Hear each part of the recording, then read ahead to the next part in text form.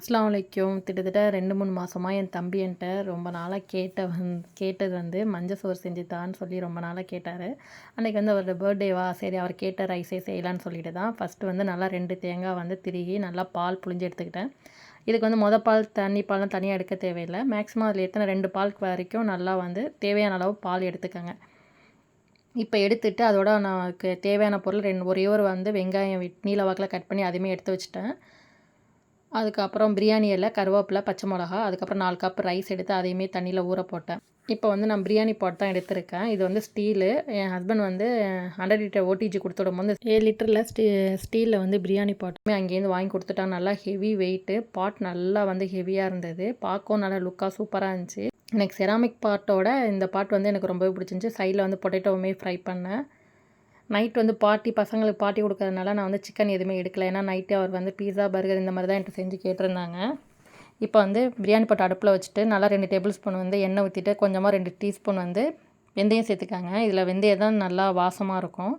அதோட வந்து வெங்காயம், பிரியாணி இலை, கருவேப்பிலை, பச்சை மிளகாய் இது எல்லாம் சேர்த்துட்டு நல்லா எண்ணெயில் கொஞ்சம் நேரம் மிக்ஸ் பண்ணுங்கள். மிக்ஸ் பண்ணிவிட்டு கொஞ்சமாக உப்பு சேர்த்துக்காங்க.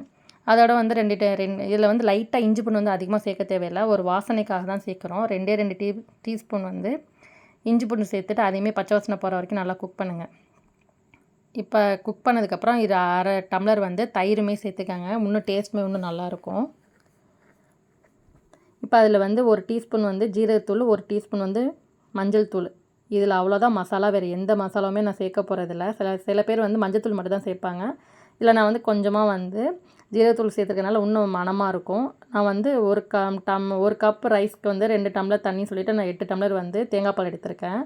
மூடி போட்டு ஒரு 10 நிமிஷம் விட்டுடலாம். தேங்காய் பால் வந்து கொதி வரதுக்கு முன்னாடி ஓப்பன் பண்ணிடுங்க. ஓப்பன் பண்ணி ரைஸ் சேர்க்கறதுக்கு முன்னாடி ஒரு பிஞ்ச் வந்து கரம் மசாலா சேர்த்துக்காங்க. அதோட வந்து இப்போ நம்ம ஊற வச்ச ரைஸ்மே அதில் சேர்த்துருங்க. தேங்காய் பால் வந்து கொதிக்கக்கூடாது. தேங்காய் பால் கொதிச்சிட்டாலே டேஸ்ட்டு போயிடும். அதனால் அதை பார்த்துக்கங்க. இப்போ நம்ம ரைஸ்லாம் சேர்த்துட்டு உப்பு தேவையானலாம் பார்த்துக்கங்க. உப்பு எல்லாமே கரெக்டாக இருக்கான்னு பாருங்கள். எனக்கு வந்து காரம் பத்தலை, உப்புமே பத்தலைன்னு சொல்லிவிட்டு நான் 2மே வந்து எக்ஸ்ட்ரா மறுபடியும் சேர்த்துக்கிட்டேன். சைடில் வந்து முட்டை வந்து பாயில் பண்ணிவிட்டு அதுவுமே மசாலா வந்து கோட் பண்ணிக்கிட்டேன். ஒரு சைடு வந்து பொட்டேட்டோவும் ரெடி ஆயிடுச்சு, எக்குமே ரெடி ஆயிடுச்சு. இப்போ வந்து ரைஸுமே ஓரளவுக்கு வந்து நல்லா வந்து 10 நிமிஷத்துலேயே தம் ஆயிடுச்சு.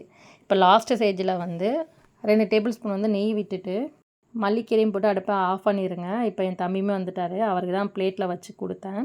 அவங்களுக்கு வந்து எக்கோட மசாலா வேணும்னு கேட்டாங்க. எக்கு வச்சுட்டு மசாலா அதோட பொட்டேட்டோ ஃப்ரையும் வச்சுட்டு சாப்பிட்டுட்டு எல்லாமே சூப்பராக இருக்குது. என்ன கொஞ்சம் சிக்கன் இருந்தால் நல்லாயிருக்கும்னு சொல்லி பேசிக்கிட்டே சாப்பிட்டாங்க. அவங்களுமே சாப்பிட்டுட்டு ரைஸ் ரொம்ப நாள் சேர்ந்து சாப்பிட்றதுனால டேஸ்ட்டுமே நல்லாயிருக்குன்னு சொன்னாங்க.